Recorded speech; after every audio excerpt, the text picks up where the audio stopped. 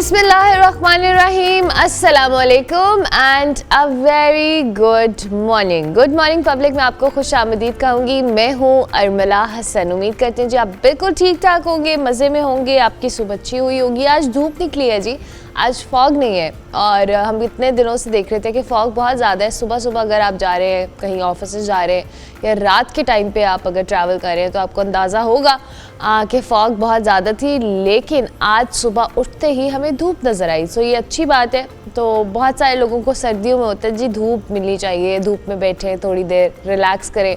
सो आज का दिन इट्स अ परफेक्ट डे कि आप धूप में बैठ सकते हैं और विटामिन डी की कमी को पूरा कर सकते हैं। इसके साथ से जी आपको पता है अखबार में जो खबरें लगी हुई, आज अखबार की जो एक सबसे बड़ी शाह सुर्खी कह ले वो ये कि वफाकी इदारों में जी 1.5 लाख जो खाली असामियाँ हैं उनको ख़त्म करने का फैसला किया गया है। 6 वजारतों के 80 इदारे कम करके आधे कर दिए गए हैं। मैकेनिक, प्लम्बर और माली, इनकी मुलाजमतें जो है वो आउटसोर्स होंगी, ऐसा हमारे वज़ीर ख़जाना साहब ने कहा है।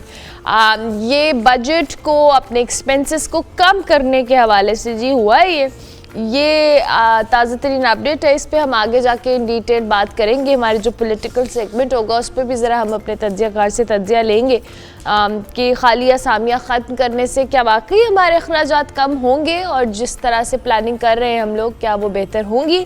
लेकिन उसके साथ साथ जी आपने, मैं सर्दियों की चूँकि बात कर रही थी, तो सर्दियों में हम जिस मौसम को बड़े अच्छे तरीके से इंजॉय करते हैं, वहीं जब हम इस मौसम की बात करते हैं तो सर्दी के अंदर जो हादसात हैं या मुख्तलिफ अनफॉर्चुनेट वाक़यात होते हैं वो बहुत ज़्यादा करते हैं। और शदीद सर्दी हो, बर्फ़बारी हो, धुंध हो, जब हम मुल्क के मुख्तलिफ इलाकों की बात करते हैं तो सर्दी बढ़ जाती है। और ऐसे में गैस हीटर्स का इस्तेमाल, घरों के अंदर जो आग जलाना, इस तरह की बहुत सारी चीज़ें हम करते हैं और बहुत गैर महफूज तरीके से हम इन चीज़ों को इस्तेमाल करते हैं। और बहुत सारे जानलेवा हादसात भी हम आए रोज़ सुनते भी हैं, देखते भी हैं कि खुदा न खास्ता गैस हीटर खुला रह गया या कोई पाइप लीक हो गया, कोई इस तरह का वाक़या होता है। हालिया दिनों में जी गैस हीटर के बाद दम घुटने के वाक़यात बहुत सारे रिपोर्ट हुए हैं कि, और इसके पेश नज़र हमने सोचा कि आज ये सेगमेंट किया जाए और आप लोगों को भी बताया जाए कि अगर आप घरों में इस्तेमाल करते भी हैं तो किस तरह से आप एहतियाती तदाबीर इख्तियार कर सकते हैं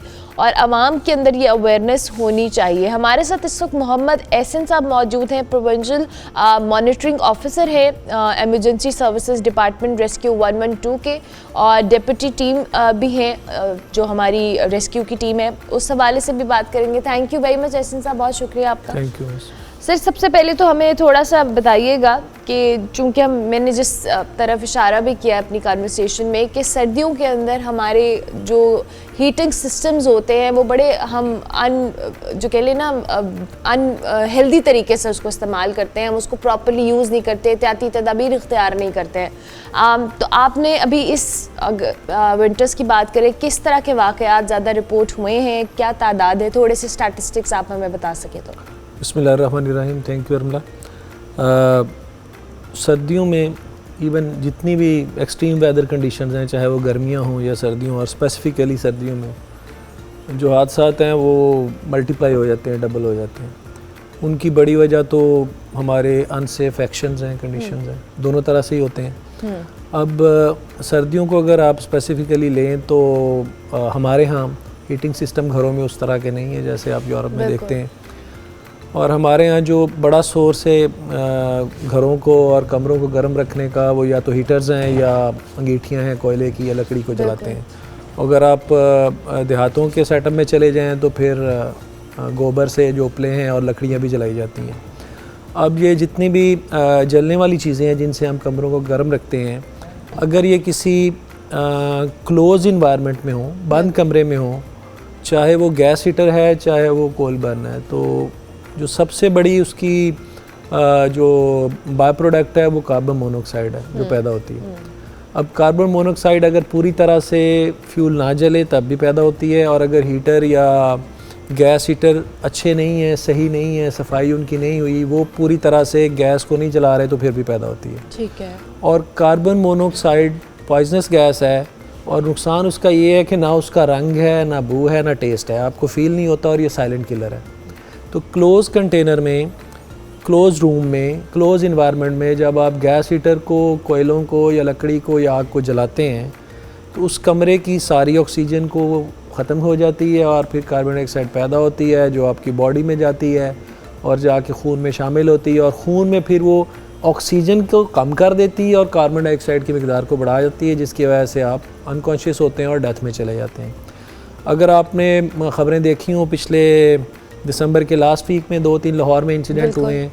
मुझे एक याद आ रहा है, चाइना स्कीम में शायद एक इंसिडेंट था फायर का, जिसमें एक 4 माह का बच्चा, उसकी डेथ हुई, घर में जल गया। पेरेंट्स बाहर कहीं दवाई लेने गए हैं, बच्चे घर में थे, 3-4 छोटे बच्चे थे, वो बच्ची एक थी, उसने शायद माचिस जलाई है, माचिस जला जला के वो तीलियाँ फेंकना शुरू हो गई है और वहीं कपड़ों को आग लगी और उसके बाद पूरे कमरे को आग लग गई। तो हीटर, इवन इलेक्ट्रिक हीटर भी अगर आप जलाते हैं तो हमने इंश्योर करना है कि उसका डिस्टेंस जो है वो हर जलने वाली चीज़ से, चाहे कपड़ा है, बेडशीट है, फ्लोर है, उससे कम से कम 3 फीट के फासले पे और आप उससे दूर बैठे हो। इवन आप पास बैठे होते हैं और कंडक्शन से हीट आती है और आपके कपड़े को आग लग जाती है, पर्दे को आग लग सकती है। और आजकल जो कंस्ट्रक्शन है, जो कंस्ट्रक्शन मटीरियल है, अगर आप किसी भी रूम की सेटअप को देखें तो उसमें फ्लोर से लेके रूफ तक, सीलिंग तक सारी चीज़ें जलने वाली, कोई ऐसी चीज़ नहीं है जो फायर रेजिस्टेंट हो। तो थोड़ी सी आग भी बहुत बड़ा हादसा, बहुत बड़े हादसे का सबब बन जाती है और जान जा सकती है। अच्छा, ऐसे सब अभी आपने ख़ुद भी बात की कि ये वाक़यात होते हैं, हम मीडिया पे भी बहुत दफ़ा इस हवाले से अवेयरनेस देते हैं, आपका इदारा भी ज़ाहिर है अवेयरनेस को लेके, ये इट्स ऑल अबाउट अवेयरनेस कि लोगों को पता होना चाहिए। एहतियात तो हम सब ने करनी ही करनी है क्योंकि ज़ाहिर है ये वो फैक्टर्स हैं जिनको हम नज़रअंदाज नहीं कर सकते। आपने ओवर टाइम, जो कि आप इस इदारे से भी मुंसलिक है, आपने क्या ऑब्ज़र्व किया कि अवेयरनेस आई है, लोग कॉन्शियस हुए हैं? क्योंकि अभी तक गैस हीटर्स का इस्तेमाल हो रहा है और ज़ाहिर सर्दी है, हम उसमें कोई किसी को ब्लेम नहीं कर सकते, बट एहतियात के पॉइंट ऑफ व्यू से आपकी क्या ऑब्जर्वेशन है आपके इदारे की? जो बहसीयत कौम है ना जी, हम वो सेफ्टी कल्चर नहीं है। That's very unfortunate. जो मज़हब है हमारा इस्लाम, सलाम सलामती से है, सेफ्टी से है। हम बड़ा क्लेम भी करते हैं और प्रीच भी करते हैं कि हमारी तो ग्रीटिंग भी सेफ्टी की है। हम जब अस्सलाम वालेकुम कहते हैं तो दूसरे को सेफ्टी और सिक्योरिटी की दुआ देते हैं, ग्रीटिंग करते हैं। किसी और मज़हब में ये नहीं है बिल्कुल। लेकिन इन सब ये सारी बातें यहाँ तक ही हैं, ज़बान से निकलती हैं और फिर ख़त्म हो जाती, प्रैक्टिसिंग नहीं है। हम सेफ्टी को फॉर ग्रांटेड लेते हैं।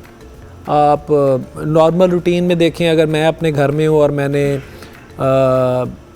एक मोबाइल मैंने चार्जिंग पे लगाना है तो मैं एक सॉकेट में लगाऊंगा और दूसरा भाई आ गया तो एक और शू लगा के उसके ऊपर लगाऊंगा और अगर उसकी अगर तार टूटी हुई तो मैं छील के वैसे ही लगा दूंगा। मेरा जुगाड़ चल जाता है, काम हो जाता है, लेकिन वो कितना अनसेफ़ है हम उसको नहीं फॉलो करते।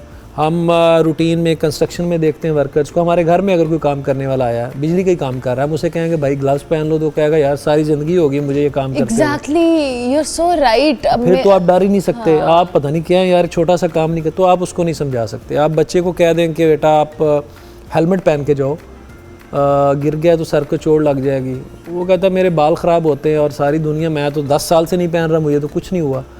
तो कुछ ना होने का मतलब हरगिज़ ये नहीं है कि कभी भी कुछ नहीं होगा। बहुत सारे हादसे हैं, 100 साल तक सैलाब नहीं आया, लेकिन जब आया 2010 में तो तबाही फेर दी। लोगों ने तो यही समझ के उस चैनल में, वाटर चैनल में घर बनाए थे कि कभी भी नहीं आएगा, अभी तो आया ही नहीं है, 100 साल हो गए। तो बासियत कौम, जो कल्चर है हमारा वो अनसेफ़ है।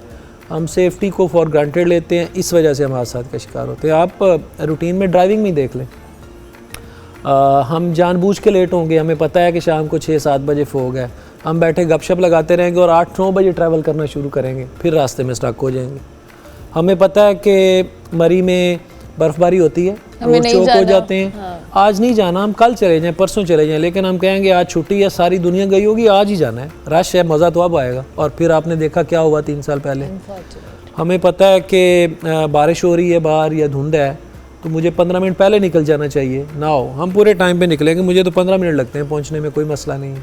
तो ये सारे जो चीज़ें हैं ये हमारी हैबिट को, बासियत को, हमारी जो माइंडसेट है उसको ज़ाहिर करती हैं।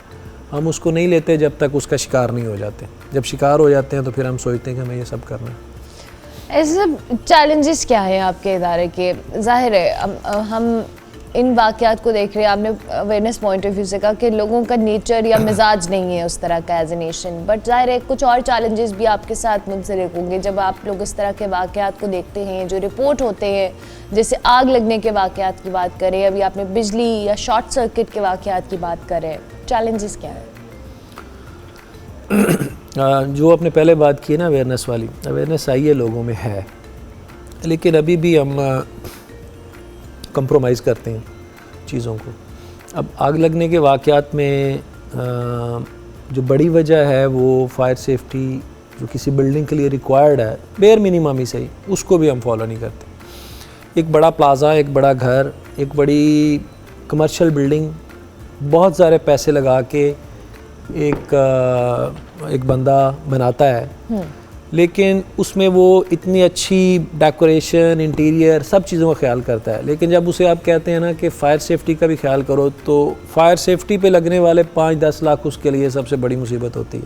तो मैं ये क्यों लगाऊं, मुझे इसका क्या फ़ायदा होगा, क्योंकि उसका फ़ायदा उसको नहीं है, ऑक्यूपेंट्स को है जिन्होंने रहना है, तो वो उस पर बड़ा रजिस्ट करता है। इंडस्ट्री में आप देख लें, बड़ी इंडस्ट्री हैं जिन्होंने तो ज़ाहिर है इंटरनेशनल बिज़नेस करना है, ISO की सर्टिफिकेशन लेनी है, उनके लिए तो कुछ स्टैंडर्ड को फॉलो करना ज़रूरी है, लेकिन नॉर्मल तो कोई ख्याल नहीं करते। Even face mask basic component है, आप किसी भी जगह पे जहाँ धुआं है, गर्द है, डस्ट है, पहनना है तो कहाँ दिया जाता है। अब वर्कर अपने तौर पे कर ले तो कर ले, वरना तो बहुत कम है छोटे स्मॉल बिजनेस में उधर। तो जो अवेयरनेस वाला ये वाला कंपोनेंट है वो हर जगह ही है, और फायर के केस में तो बहुत ज़्यादा है। अब 2022 में कम्युनिटी सेफ्टी एक्ट पास हुआ और उसके तहत फायर बिल्डिंग रेगुलेशंस बनी जो रेस्क्यू अर्बन टू नेशन की। उसकी वजह से हमने पूरे पंजाब में बिल्डिंग्स को ऑडिट किया कि बिल्डिंग उस एक्ट के मुताबिक बिल्डिंग से मुराद है जो 50 फीट हाइट है, हाई राइज बिल्डिंग है, यानी 4 से 5 मंजिला बिल्डिंग। ठीक है। अब 4 से 5 मंजिला बिल्डिंग में जो बेसिक चीज़ है वो तो ये है कि कम से कम उसमें एग्ज़िट तो होना, इमरजेंसी एग्ज़िट, कि अगर हादसा हो जाए, आग लग जाए तो लोगों ने जाना कहाँ है, इवैक्यूएट कैसे होना है। बाकी चीज़ें तो बाद में है ना कि आग लगी क्यों है, उसके क्या अरेंजमेंट करने और लगने के बाद क्या होने चाहिए थे, लेकिन कम से कम एस्केप तो हो, लोग निकल तो सकें, वो मंकी ट्रैप तो ना हो कि सारे फंस जाएँ। मुझे आपकी सेट से याद आया जब मैं अंदर एंटर हुआ हूँ, आपको याद होगा 2015-16 में शायद कोनूर चैनल था ये जो गड़ी शो रोड पे है, उसमें एक आग लगी थी सहरी की नशरियात में कुछ 7-8 साल पहले, जिसमें 3-4 बच्चों की डेथ हुई थी जो नात खां आए हुए थे और एक वो कारी साहब। मैंने उस केस की इन्वेस्टिगेशन की थी, फायर इन्वेस्टिगेशन। अब यकीन माने कि उस आग में इसी तरह का सेटअप लगा हुआ था, हैवी लाइट्स थी, और जो पीछे जहाँ वो जैसे ये सेटअप का रास्ता है और पीछे वो जो आपका वो लाइट वाला टेक्नीशियन होता है वो बैठा हुआ था। अब वहाँ वो स्पार्क हुआ है, जो उसने हैवी लाइट्स लगाई थी उसके प्लग आगे नहीं थे और उसने डायरेक्ट तारें लगाई हुई थी, वहाँ स्पार्क हुआ है और स्पार्क नीचे गिरा है कारपेट पे, तो वहाँ आग लगी है और उस बच्चे ने देखी है आग लगी है, लेकिन वहाँ पड़ा हुआ फायर एक्सटिंग्विशर उसे इस्तेमाल करना नहीं आता था। उसने आग कहा और ख़ुद बाहर भाग गया। अंदर जो प्रोग्राम हो रहा था उन्हें उस शोर का पता नहीं चला, ज़ाहिर है वो सारे प्रोग्राम में बिज़ी थे, नात खानी और वो हो रही थी, और वो जब तक आग फैली है, धुआं फैला है और उनके भागने में, और वो ट्रैप हुए और उनमें से जल के कोई भी नहीं मरा, वो सारे उस सफोकेशन की वजह से, ट्रैप होने की वजह से मरे, क्योंकि एग्जिट कोई नहीं था। तो फायर सेफ्टी के लिए तो हम उस प्रिवेंशन पे तो हम काम ही नहीं करते। एक फायर एक्सटिंग्विशर कितना महंगा है, एक स्मोक डिटेक्टर कितना महंगा है, कोई वैल्यू नहीं ना जान के मुकाबले में। वो एक दफ़ा हम एक कैंपेन कर रहे थे हेलमेट की जी, तो उसके लिए स्लोगन था, तो हमने एक स्लोगन बनाया कि क्या एक हेलमेट आपके सर से ज़्यादा कीमती है? सर जो है वो तो वापस नहीं ना आना, आपका सर फट गया, टूट गया, फट गया, आपकी डेथ होगी, हेलमेट कितना कीमती होगा? 2000, 4000, 5000, तो जान आपकी ज़्यादा कीमती है। देखिए वो कुरान पाक की एक आयत है सूरह बकरा की, वला तुल्कू बिअयदिकुम अला तहलुका। अब इसका सियाको सबाक कुछ और है, दीनी मामलात है, लेकिन ये हर जगह फिट आती है कि आप ख़ुद अपनी जानों को हलाकत में ना डालें। अब इसका वैसे तो उस सियाको सबाक के अतबार से तो मफ़हूम ये होगा कि आप नेक अमाल करें, ये करें, लेकिन हर वो अमल, हर वो काम, आपकी हर वो एक्शन जिसकी वजह से आपकी जान हलाकत में है, वो ख़ुदकुशी और हम ख़ुद डालते हैं। घर में खाने पकाने से लेके ट्रैवल करने से लेके ऑफिस में जाने से लेके रोड को इस्तेमाल करने से लेके कहीं भी महज़ब नहीं है और अनसेफ एक्शन करते हैं और यही सारी चीज़ें चैलेंजिंग हैं। Unfortunately thank you very much Ehsan साहब, बहुत शुक्रिया कि आप तशरीफ़ लाए। मोहम्मद एहसन साहब हमारे साथ मौजूद थे जी, प्रोविंशियल मॉनिटरिंग ऑफिसर हैं रेस्क्यू 112 के, और उनके मुताबिक जो चैलेंजेस हैं कि एज ए नेशन हम जो प्रिकॉशनरी मेजर्स हैं या एहतियात करने के आदी नहीं है। अगर हम बहुत सारी छोटी छोटी चीज़ों में, ये बहुत बेसिक बातें हैं जो भी एहसन साहब हमें बता रहे थे, अगर हम इन पे अमल दरामद करना शुरू कर दिए तो ये जो हम रोड्स पे हादसा देखते हैं, आग लगने के वाक़यात हैं, इनमें बहुत हद तक कमी आ सकती है। सिर्फ एहतियात ज़रूरी है। अभी हम एक ब्रेक लेंगे, ब्रेक के बाद वापस आएंगे। आप देखते रहिए good morning public.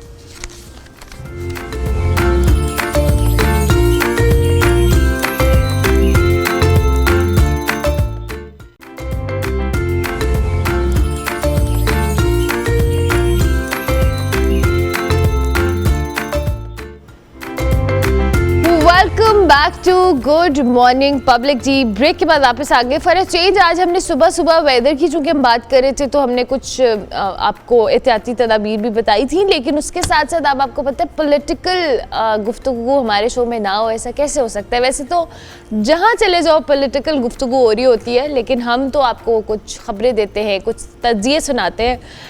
Tehreek Insaf के जी तहरीरी तौर पर मुतालबात पेश ना करने की वजह से जो मुज़ाकरात वाला एक मामला है वो अभी तक कुछ डेडलॉक का शिकार है। पीटीआई रहनुमा जो हैं उमर अयूब साहब, उन्होंने कहा है कि बानी पीटीआई के बाद ही तीसरी जो मुलाकात होगी उनसे, उसके बाद ही तीसरी नशस्त होगी और पीटीआई कमज़ोर नहीं है। बुनियादी तौर पर हुकूमत ने मुलाकात की यकीन दहानी कराई थी और चूंकि अब मुलाकात वाला मामला कुछ डिले पे है और इंतज़ार है, इसी वजह से मामला नहीं हो रहा। पाकिस्तान तहरीक इंसाफ के जो वकील हैं फैसल चौधरी साहब, उन्होंने कहा है कि जी मुज़ाकराती कमेटी की जो बानी पीटीआई से मुलाकात होगी या नहीं, अभी तक कुछ बताया नहीं जा रहा।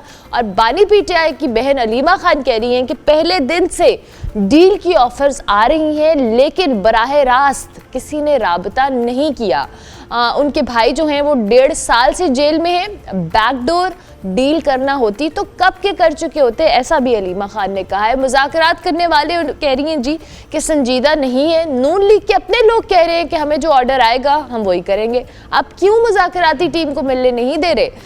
फैसला तो बानी पीटीआई ने करना है, कमेटी मिलेगी तो बात होगी। ताहम पीटीआई ने जी अडियाला जेल में कैद जो बानी पीटीआई है और बुशरा बीबी के खिलाफ 190 मिलियन पाउंड केस का जो फैसला है वो डील की वजह से मौखर होने की तरदीद कर दी है।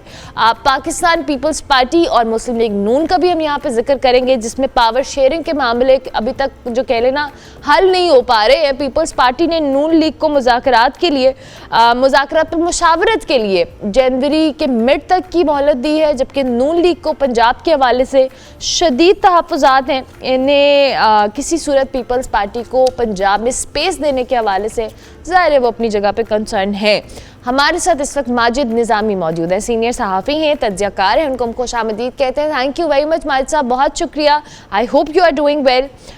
ये जो मुज़ाकरात की बात हम कर रहे हैं, डेडलॉक वाली टर्म कल हमारे एक सहाफ़ी जो सीनियर सहाफ़ी उन्होंने तराश किया कि डेडलॉक कोई नहीं है जी, सिर्फ मसला ये है कि तहरीक इंसाफ मुतालबात के जो तहरीरी तौर पे दे नहीं रही है और अगर दे देगी तो मामला आगे बढ़ जाएंगे। आपको लगता है कि मामला सिर्फ तहरीरी तौर पे मुतालबात ना देने का है?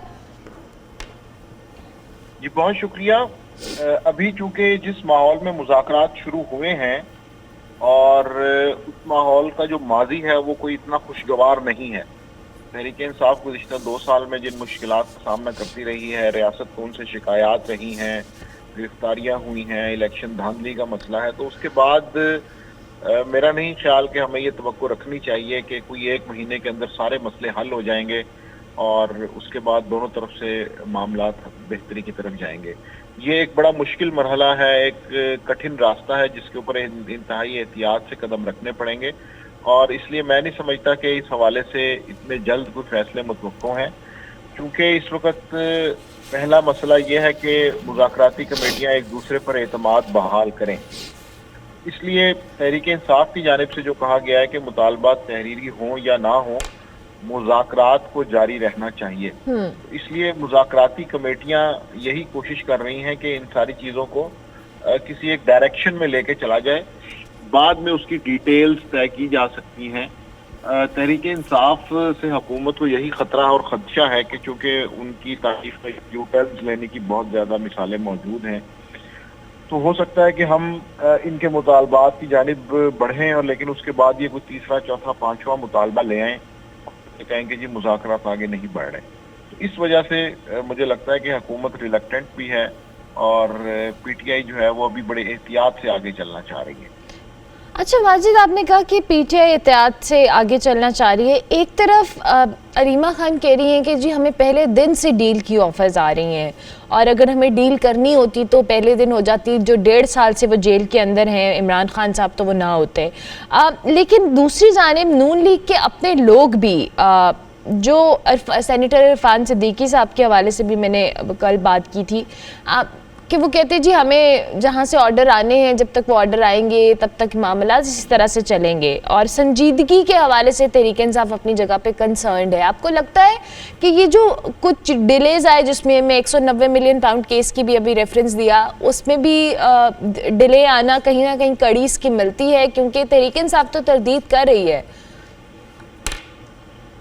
जी बिल्कुल, अदालती फैसलों के हवाले से हमारा माजी चूंकि इतना दरख्शा नहीं है, इसलिए ये ज़रूर कहा जा रहा है कि जी उस फैसले का या मुज़ाकरात का इन्हसार एक दूसरे पर है। लेकिन मैं समझता हूँ कि मुज़ाकराती कमेटियों में पहले दिन ही ये फैसला कर लिया गया था कि अदालती फैसले जो भी आएँ, सियासी गर्मा गर्मी जैसी भी हो, दोनों पार्टीज से जैसे भी लोग बयानात दें, मुज़ाकरात को रुकना नहीं चाहिए और दोनों कमेटीज़ बातचीत का अमल ज़रूर जारी रखें। तो अभी 190 मिलियन पाउंड केस का जो मसला है या इसके साथ साथ कोई दीगर मुकदमात हैं, उनके अगर फैसले आते हैं और वो इमरान खान साहब के हक में नहीं होते तो बिल्कुल एक बहस तो जन्म लेगी। लेकिन मैं समझता हूँ कि उससे पहले हुकूमत भी ये चाहती है कि कुछ ना कुछ हुकूमत की जानिब से भी रिलीफ का इशारा दिया जाए ताकि माहौल मुज़ाकरात की जानिब बना रहे और उस हवाले से फरीकैन की तवक्कुआत ना टूटें। अच्छा, फरीकैन की तवक्कुआत की बात तो आप कर रहे हैं माजिद, लेकिन कहीं ना कहीं ये तवक्कुआत कहीं और से जुड़ी नहीं है, चाहे वो तहरीक इंसाफ हो या इस वक्त मौजूदा हुकूमत हो। वो कहते हैं जी हमें जहाँ से ऑर्डर आने हैं हम उसके मुताबिक करेंगे, और तहरीक इंसाफ कहीं ना कहीं मामलात को चाहती है। असद कैसर साहब भी कह रहे थे जी कि जो हमारे स्टेक होल्डर्स हैं, जिसमें वो स्टेब्लिशमेंट का जिक्र कर रहे थे जी कि उनको भी मुज़ाकरात की टेबल पे बैठना चाहिए, और वो कहते हैं जी हम क्यों बैठे हैं, आप आपस में मामला तय करें। बैकडोर कहीं ना कहीं आपको लगता है कि ये जो हम सुन रहे हैं खबरें कि जी बैकडोर मामला तय हो रहे हैं या मुज़ाकरात चल रहे हैं, सिर्फ फ्रंट फुट पे आके उस चीज़ को एडमिट नहीं किया जा रहा? जी बिल्कुल, मैं समझता हूँ कि रियासती इदारों की रजामंदी के बाद ही पार्लियामान की इमारत के अंदर ये सिलसिला शुरू हुआ है और हुकूमत चूंकि डे टू डे अफेयर्स के अंदर बिल्कुल सारे इदारों से राब्ते में रहती है, तो इस मामले के ऊपर भी मुशावरत बिल्कुल हो रही होगी। दूसरी जानिब तहरीक इंसाफ का मामला भी नहायत अहम इसलिए है कि उनके चेयरमैन जेल में हैं। मुज़ाकराती कमेटियों को मुशावरत के लिए, रहनुमाई के लिए जेल में उनसे मुलाकात करना पड़ेगी। तो जैसे मैंने आपको पहले भी अर्ज किया कि मामला गंभीर इसलिए है कि दोनों तरफ से मसाइल हैं और उनके हल के लिए बड़े ध्यान से, बड़ी एहतियात से आगे बढ़ना होगा। तो ये बात दुरुस्त है कि हुकूमत की जानिब से इस्टेब्लिशमेंट बिल्कुल उसकी रजामंदी शामिल होगी, उनसे मुशावरत के बाद आगे चला जाएगा। दूसरी जानिब मुज़ाकराती कमेटियाँ इमरान खान साहब से भी मुलाकात करेंगे और इसी तरह मामला आगे बढ़ेगा। कभी भी जब मुज़ाकरात होते हैं, ट्रैक टू डिप्लोमेसी होती है या बैकडोर चैनल के जरिए राब्ते किए जाते हैं, तो जो नुमाइंदे होते हैं वो तमाम पॉइंट्स को या सजेशंस को अपने अपने हेड्स के साथ शेयर करते हैं और फिर उसके बाद ही उसके अंदर ऑल्ट्रेशन होती है, उसकी तशरीह की जाती है, उसमें तरमीम की जाती है। तो मुझे तो ये बड़ा एक नेचुरल प्रोसेस लगता है कि जिसके अंदर हमें पेशेंस दोनों पॉलिटिकल पार्टीज को रिक्वायर्ड होगा। ये तवक्को नहीं की जा सकती कि ये सारा मसला 1 महीने में, 2 महीने में हल होके तो दोनों जमातें अपने अपने घर चली जाएंगी। तो चूंकि एक हिस्ट्री है, उस हिस्ट्री की बुनियाद पर ये सारी चीज़ें एक पॉजिटिव डायरेक्शन की तरफ लेके जाना एक मुश्किल काम है। ठीक हो गया आपके मुताबिक कि पेशेंस रिक्वायर्ड होगा सियासी जमातों को, और वाकई जो हम बार बार सुन रहे हैं जी कि मिड ऑफ जैन या एंड ऑफ जनवरी ये सारी चीज़ें वाइंड अप होनी चाहिए, मुज़ाकरात की जो डेडलाइन है, इसका मतलब यही हम आज समझे कि अभी ये चीज़ प्रोलॉन्ग होगी, चाहे वो केसेस हैं, चाहे वो मुज़ाकरात के बाद के आने वाले रिजल्ट्स हैं, राइट? जी बिल्कुल। मियां नवाज शरीफ के केस में भी हमें ये देखने को मिला था कि जब उनकी रियासती इदारों से बैकडोर चैनल्स के जरिए बातचीत शुरू हुई थी तो अदालती मामलात चल जरूर रहे थे, लेकिन उसमें हुकूमत की जानिब से सुस्त रवि आ गई थी। मिसाल के तौर पर प्रोसिक्यूशन की जानिब से केसेस को परसू किया जाना, जमानतों की मुखालफत ना करना, ये वो इस तरह के इक़दाम हैं जिससे पता चलता है कि अदालती मामलात तो चलते रहेंगे लेकिन एक रिलीफ की सूरत निकल आती है। तो मुझे तहरीक इंसाफ के मसले में भी यही लगता है कि अगर मुज़ाकरात कामयाब होते हैं या कामयाबी की तरफ चलते हैं तो इस तरह के छोटे छोटे इक़दाम के जरिए हुकूमत ये मैसेज दे सकती है कि वो जमानतों की मुखालफत ना करे, प्रोसिक्यूशन की जानिब से केस उस जोर से, उस तवज्जो से ना परसू किया जाए। तो ये वो इंडिकेटर्स होते हैं जिससे हम अंदाज़ा लगा सकते हैं कि इस हवाले से क्या होने जा रहा है। तो अदालती मामलात बिल्कुल चलते रहेंगे लेकिन उसके अंदर कुछ ना कुछ ईज और रिलीफ की सिचुएशन निकल आएगी। ठीक हो गया। तीसरी जानिब हम मुस्लिम लीग नून और पीपल्स पार्टी की बात कर लें जी। ये पावर शेयरिंग वाला मामला बड़ा ही लंबा हो रहा है और इस लंबे मामले में बयानात जो दोनों तरफ से आ रहे हैं वो कहीं ना कहीं आपको लगता है कि आपस के इनके जो ताल्लुकात हैं, जो कि इस वक्त ज़ाहिर इत्तेहादी हुकूमत है, बयानात डैमेज कर सकते हैं या ये नहीं, ये हमेशा से ऐसे ही चलता आ रहा है? जी, तहरीक इंसाफ से मुज़ाकरात के बाद जब हम इस मौजू की तरफ आते हैं तो हमें ये बिल्कुल एहसास है कि पीपल्स पार्टी की जानिब से जो शिकायत हैं वो बड़ी जेन्युइन है। मिसाल के तौर पर इंटरनेट की बंदिश एक ऐसा मौजू है कि जिसके ऊपर हुकूमत अपना दिफा नहीं कर पा रही, तो पीपल्स पार्टी से ये कैसे तवक्को की जा सकती है कि वो उस मामले पर गवर्नमेंट को डिफेंड करेंगे। बल्कि बिलावल ने तो बड़ा तनकीद भी की है इस इंटरनेट वाले मामले पे। जी बिल्कुल, उसकी वजह ये कि ये ऐसा मामला है कि जिसको डिफेंड किए जाना खासा मुश्किल काम है। और दूसरी जानिब तहरीक इंसाफ के अलावा पीपल्स पार्टी के प्रोविंशियल लेवल के भी कुछ मसले हैं, जिस तरह पोर्ट्स एंड शिपिंग की जो मिनिस्ट्री है उसके अंदर एक अथॉरिटी का मसला है, नई कैनाल्स जो बनाई जा रही हैं वो मसला है, मुश्तरका मुफादात कौंसिल का जो इजलास है उसमें कुछ चीज़ें टेकअप की जानी है। तो ये इंतजामी मामलात बिल्कुल हैं जिनके ऊपर पीपल्स पार्टी के कंसर्न हैं। लेकिन इसके साथ साथ नेशनल असम्बली का जो स्कोर कार्ड है, अगर हम उसको देखते हैं तो ये पता चलता है कि ये एक दूसरे के बगैर चल भी नहीं सकते।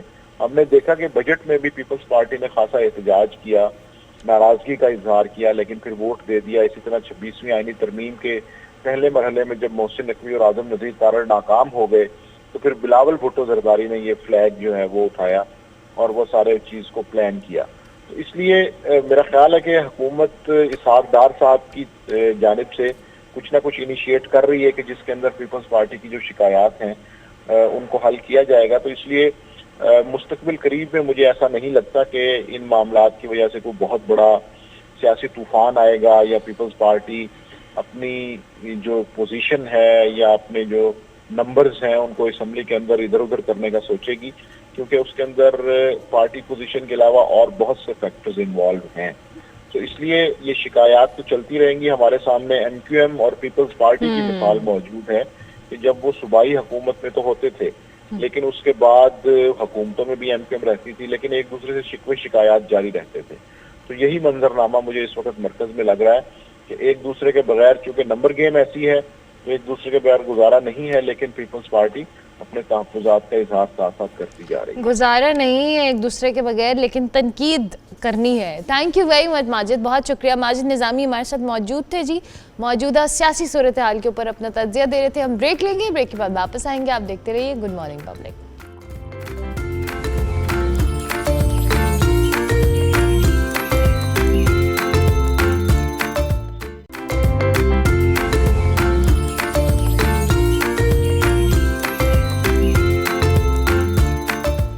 Welcome back to good morning public ji. अब जिस टॉपिक के हवाले से हम बात करने वाले हैं, पाकिस्तान में 2024 में जी अद्वियात की कीमतों में जो बेतहाशा इजाफा हुआ है उससे अवाम के लिए एक बहुत बड़ा चैलेंज क्रिएट भी ज़ाहिर है हुआ है। निगरान और मुंतखब हुकूमत के फैसले के नतीजे में जी फार्मास्यूटिकल कंपनीज़ को कीमतों पर सरकारी कंट्रोल से आज़ाद कर दिया गया, जिसके बायस 80,000 से ज़ायद जो अद्वियात हैं उनकी कीमतें 200% तक बढ़ गई, जिसके साथ ही मेडिकल डिवाइसेस पे बात की जाए तो 70% तक टैक्स आयद किया गया और इसका डायरेक्ट बोझ जो है वो आवाम पे पड़ा। जो सेहत की सहूलियात है वो हम ऑलरेडी देखते हैं कि बहुत सारे उसमें पाकिस्तान के अंदर चैलेंजेस मौजूद हैं, ख़ास तौर पे पंजाब में भी अगर हम बात कर रहे हैं तो अद्वियात की जो महंगा होना है उसने आवाम को किस हद तक परेशान किया। इस हवाले से हमारे नुमाइंदे हैं सुलेमान चौधरी जी हमारे साथ मौजूद हैं, ज़रा उनसे तफसीलात जान लेते हैं। Thank you very much Suleman, बहुत शुक्रिया।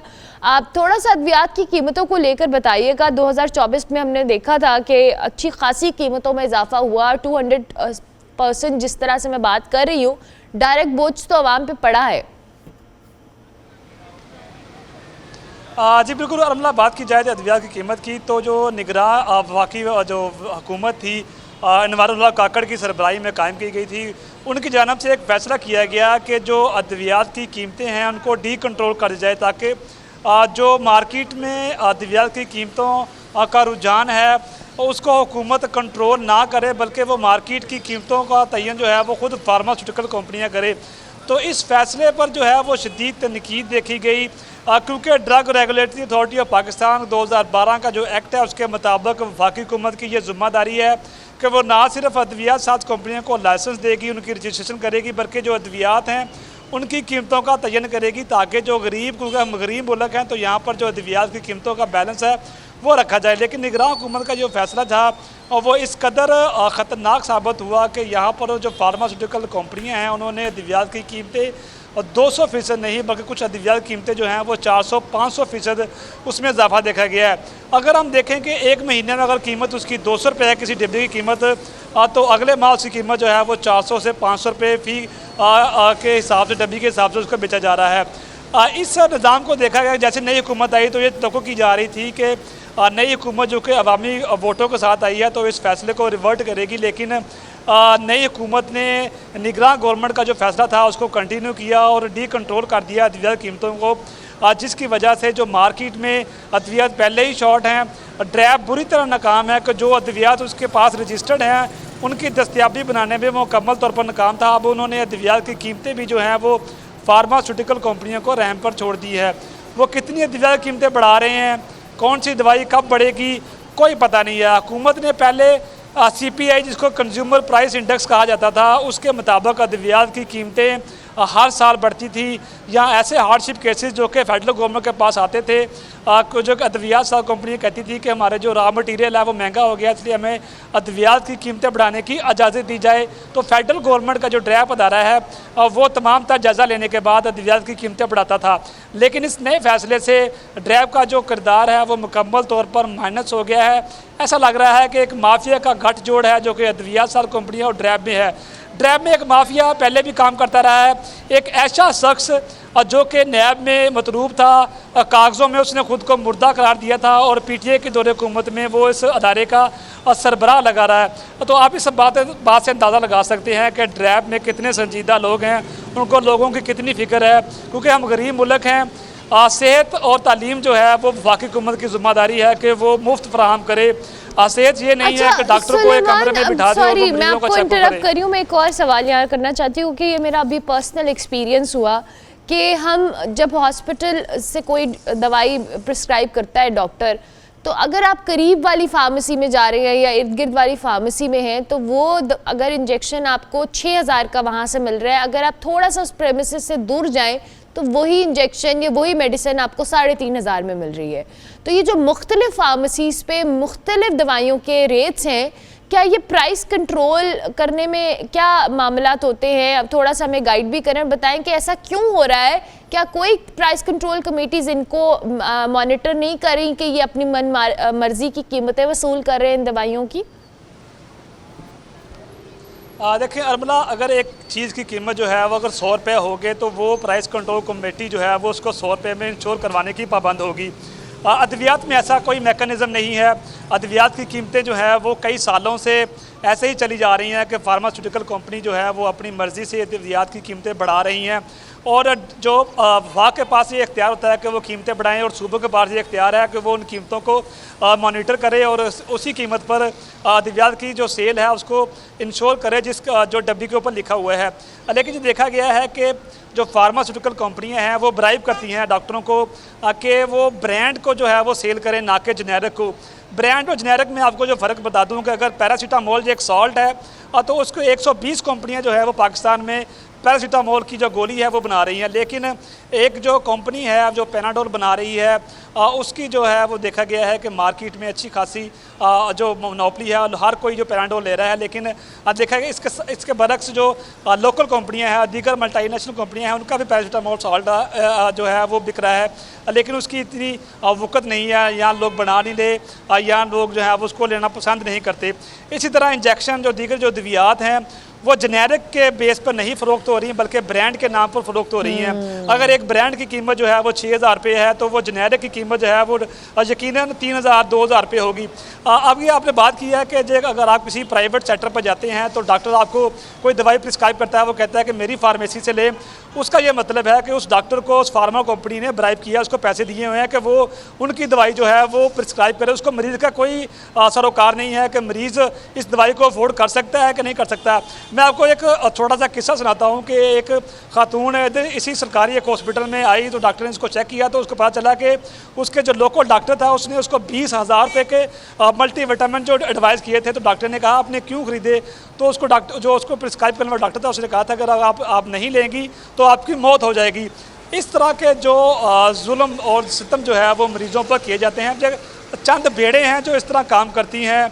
अद्वियात साथ कंपनियों के जो मेडिकल रैप हैं वो बाकायदा सुबह निकलते हैं, उनके पास कैश होता है, उनके पास जो गिफ्ट होते हैं उन्होंने डॉक्टरों को देने हैं। डॉक्टरों को देने के बाद ही वो ये डिसाइड करेंगे कि आया कि वो दवाई मरीज़ को प्रिस्क्राइब वो मेडिकल फार्मा की जो सोच है उसका पैसा है उसके मुताबिक कर रहा है, ना कि वो जेनेरिक के बुनियाद पर कर रहा है। अगर हम जेनेरिक की बुनियाद पर अद्वियात को जो है वो यहाँ पर फ़रोख्त करें तो जो इस वक्त मार्केट में 500-600 रुपये मिलने वाली जो अद्वियात हैं, कोई भी डिब्बी है तो उसकी कीमत जो है वो 150-200 रुपये होगी।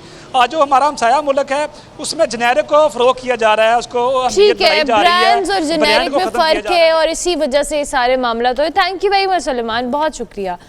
सलेमान चौधरी हमारे साथ मौजूद हैं। ब्रेक लेते हैं, ब्रेक के बाद वापस आते हैं।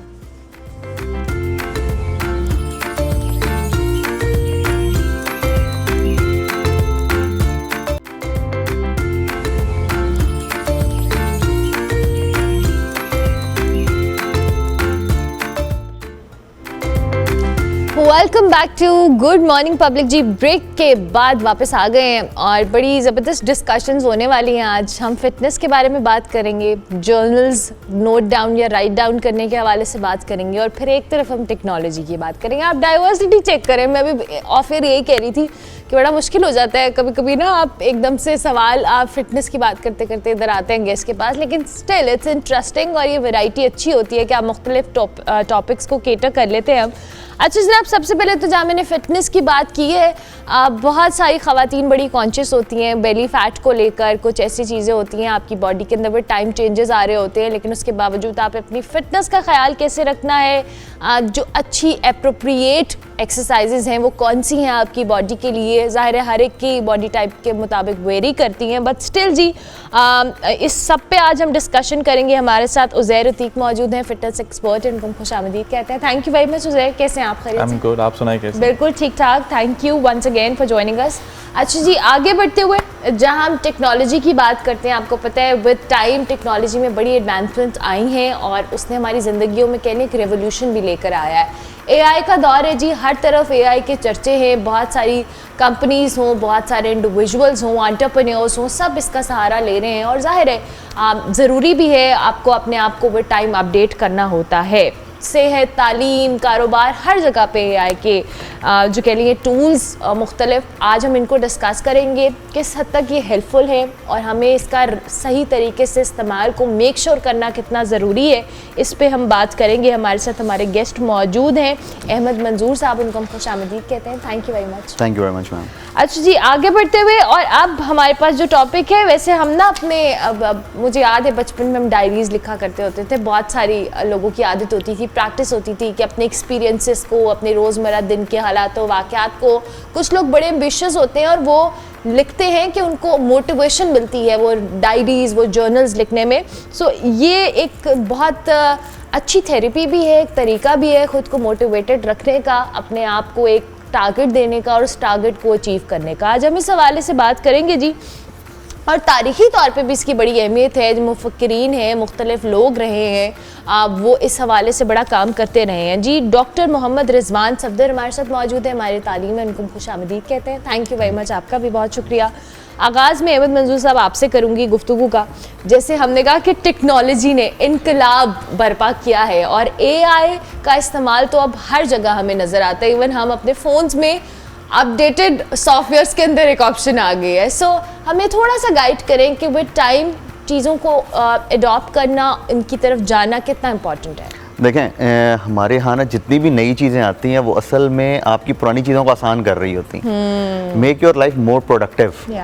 और इसी तरह आर्टिफिशियल इंटेलिजेंस भी जो है वो यही काम करेगी। वही मैं एक नॉर्मली कहीं पे भी जाता हूँ ना, मैं एक जुमला नॉर्मली बोलता हूँ कि जी हमने टर्मिनेटर सीरीज़ को ना बहुत सीरियसली ले लिया हुआ है। ठीक है, I agree ठीक है कि रोबोट्स आएंगे, हमारे सरों पे गन रखेंगे और टेक ओवर कर लेंगे दुनिया को, बस दैट्स इट जी। इसलिए ज़्यादातर लोग AI से डरा रहे होते हैं हमें, लेकिन असल में आर्टिफिशियल इंटेलिजेंस का मकसद है आपकी लाइफ को प्रोडक्टिव बनाना। यानी जो अभी जैसे चैट GPT आया है, उसके पहले जब डॉक्यूमेंटेशन की जाती थी आपको टाइम लगता था लिखने में, करते तब भी आप गूगल से ही थे। यानी आपने भी प्लेजरिज्म होता था, अब जरा कुछ और है। मैं भी कह रहा था, आपने भी असाइनमेंट्स की होंगी, तो वो गूगल के थ्रू ही करते थे सारे के सारे पुराने रिसर्च पेपर्स और ये वो। पता नहीं कौन कौन से सॉफ्टवेयर्स लोग हमें बताते थे, करो पकड़े नहीं जाओगे, कॉपी पेस्ट नहीं होगा। exactly. अब वही चीज चैट GPT कर रही है। पहले जो आपको 1 घंटा लगता था, अब वो 10 मिनट में काम हो जाता है। तो मतलब कि आपके 50 मिनट बच जाते हैं। अब सोचें इसको बड़े एंगल पे ले जाके कि आपका एक टास्क जो 24 घंटे में होता था वो 2 घंटे में हो जाएगा। इसका मतलब 22 घंटे आपके बच जाएंगे। बिल्कुल ठीक है। तो वो जिस तरह आपने बात की ना कि सर हैं, फिटनेस के ऊपर भी आप जोर दे सकते हैं और भी बेतहाशा काम आप कर सकते हैं। यानी सिर्फ एक काम नहीं होता, तो आपकी लाइफ प्रोडक्टिव हो जाती है बहुत ज़्यादा इन टूल्स को यूज़ करते हैं। और इसी तरह अगर आप नहीं अपनाएंगे तो फिर आप जाहिर है पूरी दुनिया के साथ ही चलते रहेंगे। जो बाकी पीछे रह गए हैं लोग, जो बाद में ये रोएंगे कि जी AI ने आगे हमारी जॉब खा ली है, तो फिर तो यही कुछ होगा। फिर आपको अप टू डेट तो खुद को करना है ना, तो इट्स वेरी इंपॉर्टेंट। मैं एक और सवाल भी करूंगी, लेकिन उससे पहले चूंकि हमारे पास डॉक्टर मोहम्मद रिजवान भी हैं, अब जैसे हमने कहा बड़ी प्रैक्टिस होती थी, दो कि हम इसकी हिस्ट्री में तो आप मुझे बेहतर तौर पे बता सकते हैं, बट आई रिमेंबर कि हमारे जनरेशन में बड़ी प्रैक्टिस हुआ करती थी कि हम जर्नल्स लिखते होते थे और हमें पता होता था कि हमने क्या चीज़ें इस मंथ में अचीव करनी है, या फलाने हमने 1 साल का टारगेट रखा होता था। ये जो प्रैक्टिस है, ये कितनी इंपॉर्टेंट है? देखें, इंसानों को उनके इमोशंस और फीलिंग इंसान बनाते हैं। ठीक है, हमें दूसरी स्पीशीज़ से वो डिफ्रेंशिएट करते हैं। तो हम जब अपनी फीलिंग, इंसान ने फिर उसके पास फीलिंग्स हैं तो उसने उनको एक्सप्रेस भी करना है। एक्सप्रेस करने के लिए बहुत कम लोग ब्लेस्ड होते हैं जिनके पास कोई पार्टनर होता है, जिनके पास कोई दोस्त होता है कि वो अनफिल्टर्ड उसको बता सके। बहुत सारे लोगों के पास वो नहीं होता, तो उनके पास फिर डायरी होती है। तो वो अपनी जितनी अनफिल्टर्ड सोचें हैं, जितनी फीलिंग्स हैं, इमोशंस हैं, गुस्से हैं, खौफ हैं, वो उनके ऊपर लिखते जाते हैं। उससे सबसे बड़ा फ़ायदा ये होता है कि जब आप एक्सप्रेस करते हैं तो यू फील कि जैसे आप हल्के हो गए, कैथारसिस हो गए। ठीक है, और वो जब आप किसी एक सेटिंग के अंदर, किसी एक सिचुएशन के अंदर आपने एक तरह से बिहेव किया है and you wrote it down कि मैंने ऐसे ऐसे बिहेव किया था, घर का फ़लाँ मामला था या फ़लाँ परेशानी थी, and when you sit back and you reflect और आप उसको पढ़ते हैं, आपको लगता है कि आपको ये भी मौका मिलता है कि आप अपने आप को बेहतर करें। आपको ये भी मौका मिलता है कि आपके अंदर जो एहसास कमतरी है आप उसको कैटर करें, उसको ख़त्म करें, और आप ख़ुद को ये बताएं कि मैं ठीक कर रहा हूँ, या मैं अगर नहीं ठीक कर रहा तो मैंने अपने आप को बेहतर कैसे करना है। तो मेंटल हेल्थ के लिए डायरी लिखना अब तो डायरी से आगे बात चली गई, यूँ कह लें कि अब फिजिकल डायरी की हम बात नहीं कर रहे, तो अब तो वी हैव गैजेट्स और उस पे हमारी डायरीज हैं, ठीक है, तो हम उस पे लिख सकते हैं। इवन कि अब लोग वीडियो बना लेते हैं, and when we sit back, and कल एक वाकया हुआ and I sit back and I watch that video कि यार how I was behaving and what were my thoughts, then it would give me a chance to reflect back कि next time मैंने इसी तरह की सिचुएशन में किस तरह से बिहेव करना है। और सबसे ज़्यादा कि मैंने अपना गुस्सा निकालना है या मैंने अपना प्यार एक्सप्रेस करना है, तो मेरे पास कुछ तो हो ना जहाँ मैं वो निकाल लूँ, वरना तो इतनी घुटन हो जाएगी अंदर ही अंदर कि मेरी मेंटल हेल्थ तबाह हो जाएगी। और वो जब मेंटल हेल्थ तबाह होती है तो फिज़िकल हेल्थ भी तबाह हो जाती है। फिजिकल हेल्थ से उज़ैर हमारे पास है, उज़ैर हमें अच्छी अच्छी टिप्स देंगे। उज़ैर, ज़ाहिर है फिटनेस को लेके people are getting aware with time, और हमने ये चीज़ ऑब्जर्व भी की है कि आप किसी से बात करें, लोगों को आइडिया है, लेकिन वो आइडिया सिर्फ यूट्यूब से है, किसी प्रोफेशनल से नहीं है। डू यू थिंक कि ये जो हमने विद टाइम ऑनलाइन और हर चीज़ हमारी एक्सेस में है, हम मुख्तलिफ वीडियोज़ देखते हैं, हर एक की बॉडी टाइप की मुख्तलिफ रिक्वायरमेंट होती है और हम सब पे इम्प्लीमेंट नहीं कर सकते? एग्जैक्टली देखें, जो अवेयरनेस का एलिमेंट है ना, वो तो पोस्ट कोविड बहुत अच्छा किया है। लोगों को पता लग गया कि हमारी हेल्थ कितनी इंपॉर्टेंट है। अगर हमारी इम्यूनिटी सिस्टम बेहतर होगा तो हम सर्वाइव करेंगे। ज़िंदगी मौत तो चले अल्लाह के हाथ में है, बट इंसान ने खुद भी इसकी प्रेप्स करनी होती हैं कुछ ना कुछ। So by keeping the fact के पोस्ट कोविड लोगों में इतनी अवेयरनेस आ गई कि people are getting much aware towards the fitness, towards their diet, towards their lifestyle, के it has to be very disciplined. So this is very ongoing thing. आज second question ये है कि अगर यूट्यूब से अगर आपने हर चीज़ सीखनी होती, सो आई थिंक प्रोफेसर साहब भी ना बैठे होते, मैं भी ना बैठा होता और आप भी ना बैठे होते। तो पॉइंट ये है कि it's a two way communication. Absolutely. So when it comes to like fitness, आप अगर एक लेवल पे आपने इसका प्री रेक्विजिट किया हुआ है और आप कुछ चीज़ें समझते हैं तो आप YouTube को फॉलो कर सकते हैं। बिल्कुल ठीक है। बट अगर आपने उसका प्री रेक्विजिट नहीं किया हुआ, यू आर बिल्कुल न्यू, तो उसके लिए आपको सामने एक ऐसा रिसोर्स चाहिए। Absolutely. That resource could be anyone, मतलब वो कोई ट्रेनर भी हो सकता है, वो प्रॉब्ली आपका मेंटोर भी हो सकता है जो आपको ये गाइड कर सके कि कैसी चीज़ करनी है। सो वो वहाँ पे पर्सनल ट्रेनर या इवन ट्रेनर का एलिमेंट बहुत इंपॉर्टेंट है। किसी जिम में जाना और समझना कि ये इक्विपमेंट किसके लिए यूज़ होता है, इसका पर्पस क्या होता है, ये बॉडी किस पार्ट पे एंगल पे फोकस करता है, कौन सा मसल टारगेट करता है। सो ये सब चीज़ें समझना ज़रूरी हैं। तो लोगों में ये अवेयरनेस तो आ गई कि फिट रहना है, बट लोगों में अभी ये अवेयरनेस आ रही है कि to having a trainer is very important. और ये कोई इट्स नॉट अ जोक कि आप अगर जा रहे हैं, कोई गलत वेट उठा रहे हैं और आपका मसल टेयर हो गया है, कोई लेगामेंट फ्रैक्चर हो गया है, और आपको रियलाइजेशन नहीं है कि कितनी मेजर सिवियर इंजरीज हैं जिसको आप अवॉइड नहीं कर सकते अगर आप इस तरह से खुद से कोई चीज़ प्रैक्टिस करें। इवन हम जिम में मैं देख रही होती हूँ, समटाइम्स लोगों को आइडिया नहीं होता, वो उन्हें बस ये पता है हमने पावर लिफ्टिंग या वेट लिफ्टिंग करनी है, पर कैसे करनी है nobody has an idea. Being a trainer, मैं लोगों को ये गाइड करता हूँ, जब मैं लोगों को समझाता हूँ कि never go for emotional lifting, never go for impulsive lifting. किसी को देख के देखें, आप जिम जाती हैं, आपको जहाँ जिम जाते हुए लेट्स से 10 साल हो गए, और मैं एक जिम में एंटर हूँ और आपने 100 kg का अगर कोई बार उठाया हुआ, तो मैं आपको देख के सो मैं उसके पीछे की स्ट्रगल नहीं देखूंगा कि you have invested your 10 years in the fitness. उसके बाद you reached at a certain level के your body capable enough to lift that 100 kg। So ये पॉइंट लोग मिस करते हैं अभी भी। सो ये और ये टीनेज में बहुत ज्यादा चीज है। And there is no shortcut to fitness. ये बात आप अपने दिमाग में बिठा ले कि आप 2 दिन में पतले नहीं हो सकते, मोटे जरूर हो सकते, पतले नहीं हो सकते। It is actually a gradual process. जो मैं आप बार-बार कहती हूँ कि सॉरी आप कुछ कह रहे हैं। मैं कहा it is a gradual process है basically. We have to understand the process कि उसका एक स्टेप होता है। कोई छड़ी नहीं होती ट्रेनर के पास के वैसे फेरेगा और आप फौरन आपका वेट श्रेड हो जाएगा। एग्जैक्टली। सो या प्लीज डोंट बॉदर कि आपको लग रहा है आप 2 दिन में पतले हो जाएंगे। मैं जस्ट एक छोटी सी चीज ऐड कि वो जो है ना, आपने शुरू में कहा था कि जी फीमेल्स को वो बेली फैट का इशू मर्दों को भी होता है, मर्दों को भी होता है। मैंने सिर्फ अपनी बात की थी, बाकी आपकी सॉरी मैंने वकालत नहीं की, बट हाँ होता है। आपने देखा होगा ना, पिक्चर्स ले रहे होते हैं तो पेट फौरन ऐसे समथिंग अच्छा एवं सर, जैसे अभी हम बात भी कर रहे थे, हमने मुख्तलिफ कारोबारों में, बिजनेसेस के अंदर एंटरप्रेन्योर्स, ये जैसे आपने कहा कि ऑनलाइन बिजनेस करने वालों के लिए बड़ी आसानी हुई है, emails, projects and everything, but still हमने इसका बहुत नेगेटिव इस्तेमाल भी देखा है, और उसके लिए we don't have any kind of monitoring, इसकी पॉलिसीज। डू यू थिंक कि हम यहाँ पे लैक करते हैं? ज़रूरी है कि हम दुनिया के साथ चले, बट उसका इस्तेमाल राइट वे में हो, इस बात को मेक श्योर करें। देखें, बहुत ज़्यादा चीज पॉलिसीज बहुत इंपॉर्टेंट है किसी भी काम में। यानी अभी जैसे आप फिटनेस की बात कर रहे थे, उसमें भी कुछ गोल्स बनाए जाते हैं ना, कुछ स्टेप्स होते हैं। आपने आज तक कुछ स्टेप्स फॉलो किए होंगे, इसी तरह टेक्नोलॉजी में भी कुछ स्टेप्स हैं। वही जिस तरह आपने माशाल्लाह एक जुमला बोला, मुझे बहुत अच्छा लगा कि जी there are no shortcuts, they're not in fitness only, there किसी भी लाइफ में, किसी भी जगह अचीवमेंट, देयर इज नथिंग। ठीक है, तो आपको स्टेप बाय स्टेप चलना पड़ता है। जैसे आजकल एक इंटरनेट का बहुत इशू चल रहा है, लोगों को लगा कि शायद जो है ना कोई चीज़ लग गई, कोई ऐसे हो गया और उसकी वजह से, लेकिन वो लैक ऑफ पॉलिसीज की वजह से क्योंकि जब भी आपने कोई नई टेक्नोलॉजी पे जाना होता है, उसके लिए पहले पॉलिसीज बनाई थी, एक इम्प्लीमेंटेशन प्लान होगा ना, दुनिया को बताया जाएगा, दुनिया को अवेयर किया जाएगा, और वहाँ पे हम बहुत ज़्यादा लैक करते हैं। चलें इसकी एक मिसाल देता हूँ आपको कि जी आप दुबई गए होंगे रिसेंटली, तो वहाँ पे ना उन्होंने ई गेट्स बना दिए हैं। आपको ज़रूरत नहीं है पासपोर्ट दिखाने की, पासपोर्ट पे स्टैंप लगाने की, आप जस्ट एंटर होते हैं, स्कैन करें एंड यू गो। स्कैन भी ना करें, यानी जो हमारे जैसे लोग जो बहुत ज़्यादा जाते हैं, हमें स्कैन की भी ज़रूरत नहीं पड़ती, वो सिर्फ इमेज प्रोसेसिंग के थ्रू आपको पहचानता है, नीचे नाम लिखा हुआ आ जाता है, अहमद मंजूर, पासपोर्ट नंबर, आप इधर से इस फ्लाइट से आए हैं और बस जी थैंक यू वेरी मच, आप जाएँ।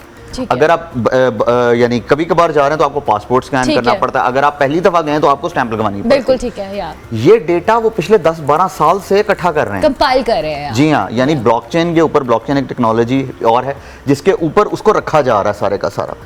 अब वो जाके इस चीज को अचीव कर रहे हैं, तो इसका मतलब उन्होंने पीछे सारी पॉलिसीज बनाई होंगी, पूरा डेटा इकट्ठा किया होगा, की है। यानी आप वहां से दुबई से निकल नहीं सकते हैं अगर आपने कोई लोन लिया हुआ है तो आप वहां से एग्जिट नहीं कर सकते हैं, क्योंकि जैसे ही आप उधर पहुंचेंगे इमिग्रेशन, वो आपको कहेंगे भाई आपने इतने पैसे दिए हैं, जाके पहले वो पे करके आओ, फिर तुम्हें जाने देंगे तुम्हारे मुल्क। ऐसे भागने नहीं देंगे। यहाँ पे तो आपको पता है, तो वो आपको पॉलिसीज तो हर जगह पे ऐसे घपन करके चले जाते हैं, पता ही नहीं लगता ये क्या बात कर रहे हैं। पॉलिसीज में हम वाकई लैग करते हैं। मेरा एक ही जो मैं प्ली हर जगह पे कर रहा होता हूँ कि जी हमें पॉलिसी मेकर्स बहुत अच्छे चाहिए हर चीज के लिए, यानी हम अच्छा फिर उस पे इम्प्लीमेंट कराना भी तो एक काम है ना। That's the only challenge. मुझे लगता है कि शायद बहुत सारी जगहों पे इम्प्लीमेंट पॉलिसीज मौजूद हैं, इम्प्लीमेंटेशन हम लैक बहुत ज्यादा करते हैं। इम्प्लीमेंटेशन तभी होगी ना जब शुरू से हर जगह से वो की जाएगी, उसकी अवेयरनेस दी जाएगी। यानी आपको एग्जाम में आने का, बैठने का रूल तो बता दिया जाता है, आपने एग्जाम में कोई चीज नहीं लेके आनी, कुछ लोग पेंसिल भी नहीं लेके आते फिर ठीक है ना। That's so bad. Yeah, you're right. अच्छा जी, रिजवान साहब आपसे थोड़ा सा, हमने देखा है बैकग्राउंड, जैसे आप कह रहे हैं कि राइट डाउन करना, नोट डाउन करना, हमने मुख्तलिफ स्कॉलर्स देखे हैं, लेजेंड्स रहे हैं जिनकी ये प्रैक्टिस रही है, आप जो कि राइट डाउन करते थे और फिर अब वो हमें इतनी अच्छी अच्छी फॉर्म में बुक्स मिलती हैं और हम पढ़ते हैं, उनके एक्सपीरियंसेस होते हैं बेसिकली जो नोट डाउन करते हैं। But I what do you think कि हमारे यहाँ बुक रीडिंग का कॉन्सेप्ट और बुक्स पढ़ना, मैं इस चीज़ को एडमिट करूँगी कि मैं बहुत कम किताबें पढ़ती हूँ, या मैं कभी पहले तो बिल्कुल पढ़ती ही नहीं थी। सो ये जो बच्चों के अंदर कॉन्सेप्ट है, हमें कितना ज़रूरी है इसको शामिल करना उनके आइडियाज़ और उसमें कि बुक रीडिंग हो, लिखना हो, राइट डाउन करना हो, ये प्रैक्टिस अभी भी होनी चाहिए, चाहे आप अपने आईपैड पे लिख रहे हैं, but make it a habit. लिखना असल में देखें, जो सोशल मीडिया ने apparently we are connected to the world, but actually में हम disconnected हैं। actually में हम anxious हैं और हम अकेलेपन का शिकार हैं, और उसकी वजह यही है कि इंफॉर्मेशन का फ्लो इतना ज़्यादा है कि बस समझ ही नहीं आ रही कि कहाँ जाएं। रात के 3 बजे उठ के भी मोबाइल चेक कर रहे हैं कि कोई नया नोटिफिकेशन तो नहीं उस पर आया, और कुछ भी नहीं होता उस पर, हमें भी पता है। तो असल में सोशल मीडिया ने हमें डीफोकस्ड कर दिया। जब डीफोकस किया, हमारा एजुकेशन सिस्टम भी 2000 की दहाई के बाद इस तरह से डिज़ाइन किया गया कि उसमें ऑब्जेक्टिविटी ज़्यादा लेके आई गई, और जो हमारे दौर में होता था ना कि आप पूरा 20 नंबर का आंसर लिखेंगे, पूरा नरेशन लिखेंगे, अब है कि आप टिक करेंगे, यस नो या मल्टीपल चॉइस क्वेश्चन की जो भरमार है ना वो कर दी गई है, जिसकी वजह से ये है कि 1100 में से 1100 नंबर भी आ जाते हैं। हमारे 1100 में से 600 आ जाते थे तो हम धमाल डालते थे कि इतने ज़्यादा नंबर, फर्स्ट डिवीज़न आ गई, तुम बहुत बड़ी बात होती थी। अब 1100 में से 1100 भी आ जाते हैं, लेकिन हमारे पास जब बच्चा आता है हम उसको कहते हैं कि कोई एक पैराग्राफ लिख के दिखाओ, तो वो एक पैराग्राफ लिखने के काबिल नहीं होते। उसकी वजह यह है कि हमने MCQs की गेम डाल दी है कि पढ़ना नहीं है, वो बस लाइनें याद करनी है उसकी बड़ा क्या। मेजर इख्तिलाफ है रिजवान साहब, हमारे यहाँ ये जो रट्टा सिस्टम है स्कूल्स के अंदर, स्टिल हम जिस ओ लेवल्स ए लेवल्स को हम साइड पर रखें वहाँ कॉन्सेप्चुअल शायद स्टडीज़ हो रही हैं और होती भी हैं,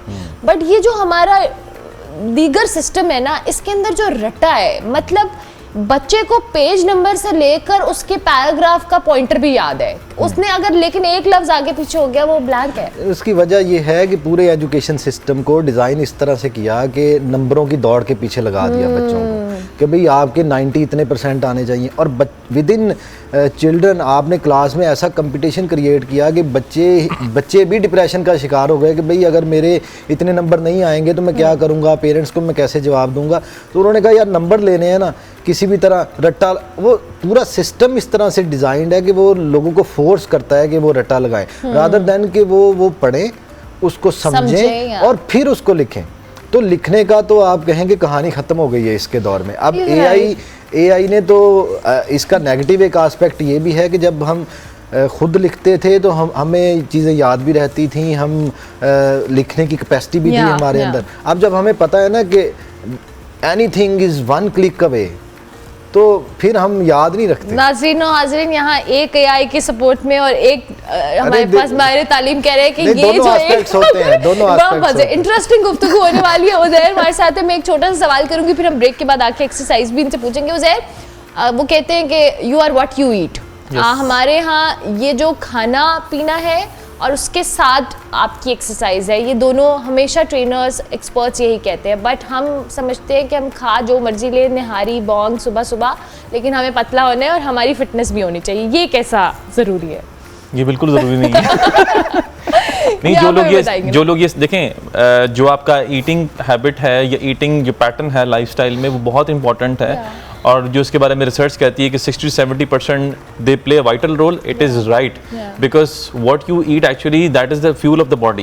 एब्सोल्युटली। अब आपकी बॉडी को फ्यूल गंदा भी मिल सकता है, हाई ऑक्टेन मिल सकता है, so you better go with high octane. So high octane means you need to have a clean eating habits. जितना आप क्लीन खाएंगे, जितना ऑर्गेनिक डाइट खाना पसंद करेंगे, उतना बेहतर होगा। जो लोग ये कहते हैं कि जी जो मर्जी खा लो और जाके जिम में इसको हजम कर लो, तो वो लोगों का हाल टूटे हुए ग्लास वाला ही होता है। अल्लाह ये आपने डराया, टूटे हुए ग्लास वाला होता है। चलो जी, मुझे ब्रेक लेनी है, मैं ब्रेक के बाद जब वापस आऊँगी डिस्कशन भी करेंगे और उज़ैर से हम कुछ एक्सरसाइजेज भी पूछेंगे जो मैंने ख़वातीन और मर्द, मंजूर साहब ने मुझे कहा कि आदमियों को भी बेली फैट होता है, दोनों के लिए पूछेंगे। मिलते एक ब्रेक के बाद, आप देखते रहिए गुड मॉर्निंग पब्लिक।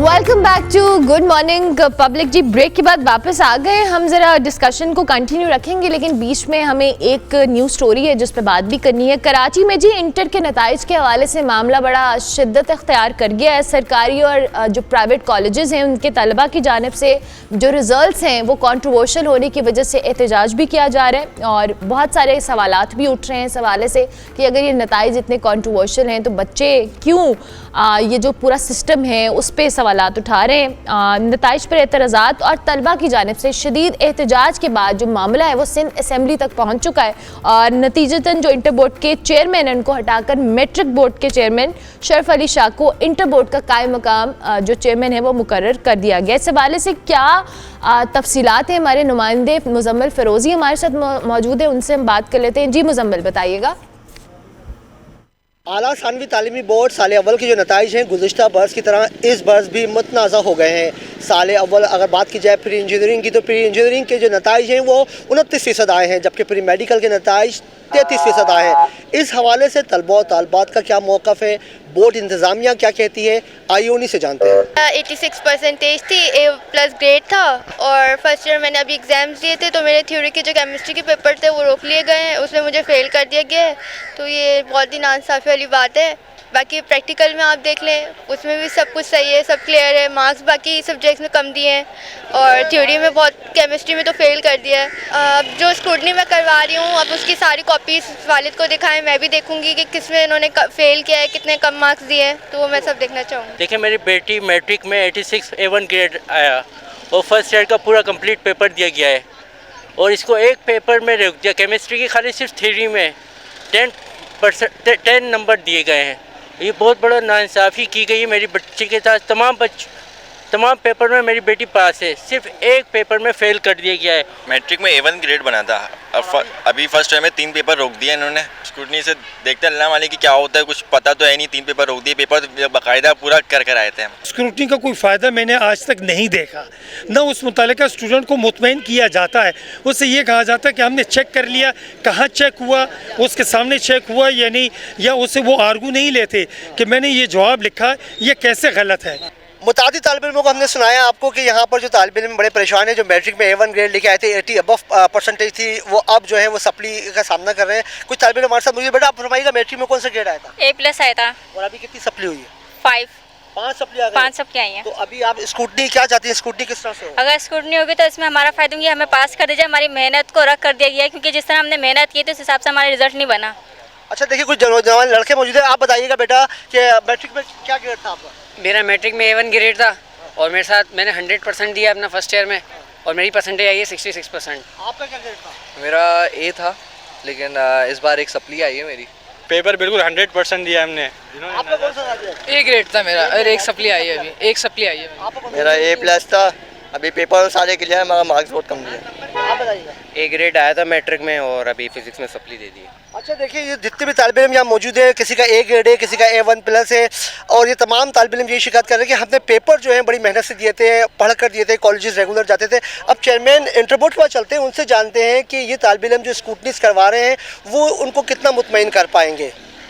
जी अरमला, से पहले हमने आपको दिखाया कि तलबा और तालबात किस तरह से परेशानी का शिकार हैं, जो उनके नताइज ख़राब आए। इस हवाले से आज बड़ी तादाद में तलबा और तालबात ने स्कूटनी फार्म जो जमा करवाएं, जब उनके तहफ़्फ़ुज़ात जो भी हैं कि स्कूटनी किस तरह से होगी, क्या वो कापियाँ वालिदैन के सामने रखी जाएंगी या असातिज़ा को दिखाई जाएंगी, इस बारे में जो हमने जानने की कोशिश की चेयरमैन इंटर बोर्ड से, तो वो अपने ऑफिस में मौजूद नहीं थे। हम फिर पहुँचे यहाँ पर सेक्रेटरी का, अगर मेरा कैमरा मैन अशफाक दिखाएँ, सेक्रेटरी साहब का ऑफिस है, यहाँ पर उनके जो गार्ड खड़े हुए थे उनको हमने बताया कि भाई उनका पॉइंट ऑफ व्यू लेना है इस हवाले से कि वो क्या कहते हैं कि स्कूटनी कब तक मुकम्मल होगी, और स्कूटनी में जो तलबा और तालिबात के तहफ़्फ़ुज़ात हैं कि उनकी कॉपी जो उनके वालिदैन या असातिज़ा को दिखाई जाए, क्या वही पूरी करेंगे। इस हवाले से जो बोर्ड इंतज़ामिया है वो अपना पॉइंट ऑफ व्यू देने से कासिर है।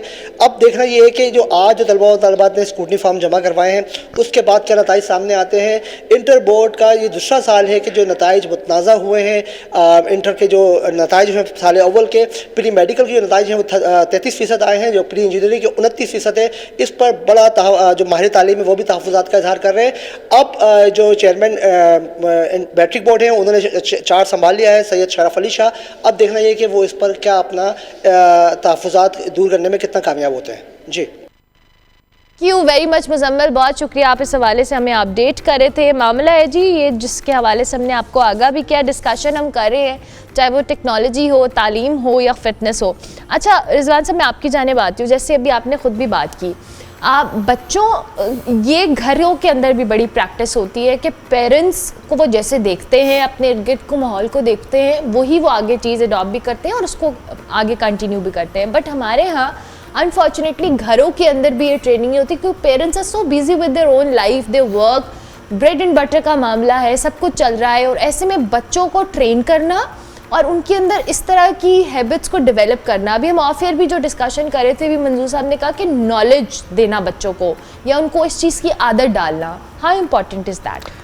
देखें, बात फिर वहीं पे जाती है कि हम ये पहले पढ़ाते होते थे, हमने पढ़ा भी ये कि जो फैमिली है वो सोशलाइजेशन का सबसे प्राइम एजेंट है। फैमिली हमें बनाती है जो हम बनते हैं। अब we are mixture of nature and nurture, और जो नर्चर है उसमें प्राइम जो रिस्पॉन्सिबिलिटी है वो फैमिली की है। लेकिन अब जैसे ही दौर बदला है, टेक्नोलॉजी ने ओवरकम कर लिया है, तो मेरा ख्याल है कि फैमिली कहीं दूसरे नंबर पे चली गई है और बच्चे के मुंह में फीडर है और हाथ में मोबाइल है।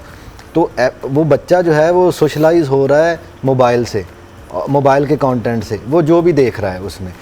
अच्छा, वो पेरेंट्स के लिए भी आसान है कि बच्चा रो रहा है, मोबाइल दे दो, बच्चा जो है वो तंग कर रहा है, उसको मोबाइल दे दो। अच्छा, फिर खुद जो कोई काम करना है मोबाइल ले जाओ और मुझे तंग ना करो। और दूसरा ये भी हुआ कि हमारे दौर में ये होता था कि फिजिकल एक्टिविटी होती थी कि ग्राउंड्स थे, अच्छा ग्राउंड नहीं थे तो घरों के साथ प्लॉट खाली थे, तो वहाँ जाके हम मट्टी में खेल लिया, मट्टी में खेल लिया, क्रिकेट खेली। अब ओवरऑल इन्वायरमेंट इतना इनसिक्योर है कि हम अपने बच्चों को अपने गेट से बाहर निकाल, even when we are living in a society, वहाँ भी हम इनसिक्योर हैं कि भाई अपने बच्चों को घर से बाहर निकालेंगे, पता नहीं क्या हो जाएगा क्या नहीं होगा। तो अब वो जब घर में बंद होकर रह गए तो घर में बच्चे कहते रहेंगे कि हम बोर हो रहे हैं, हम बोर हो रहे हैं। ये तो पेट लाइन है बच्चों की कि बोरियत हो रही है, बोरियत हो रही है, मतलब क्या बोर। और बोरियत से बचाने के लिए आप क्या करें, आप उनको तो हम उनको गैजेट्स दे देते हैं।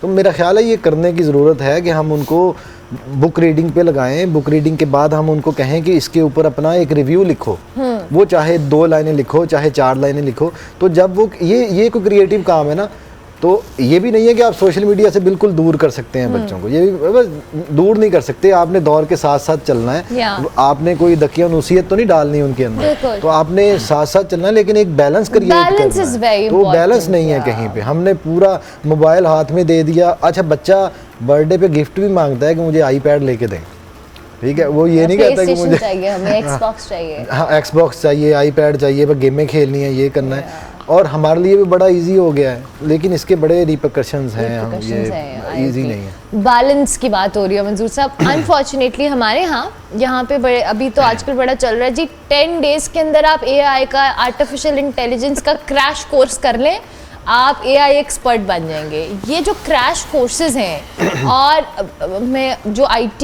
या हम जिस सेक्टर की बात कर रहे हैं, दुनिया इससे पता नहीं क्या से क्या बन गई है और क्या से क्या कर दिया है। हमारे यहाँ बहुत पोटेंशियल है, we have people, we have education knowledge वाले लोग, बट स्टिल हम उस चीज़ में स्ट्रगल करें कि आज भी हम क्रैश कोर्सेज और शॉर्टकट्स को ढूंढ रहे हैं कि अच्छा हमने इसको कम्पीट करना है।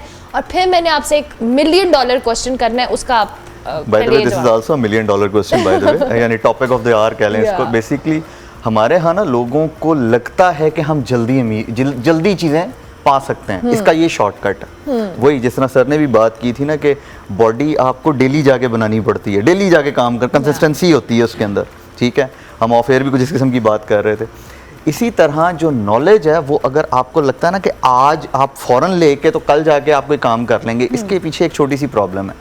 हम हैं प्रोजेक्ट मैनेजमेंट नेशन, बिल्कुल ठीक है। हमें आपकी प्रोजेक्ट दे दें, हम उसमें से अपना पैसा निकालेंगे, साइड पे होंगे, दूसरा बंदा फ़ायदा उठा जाएगा।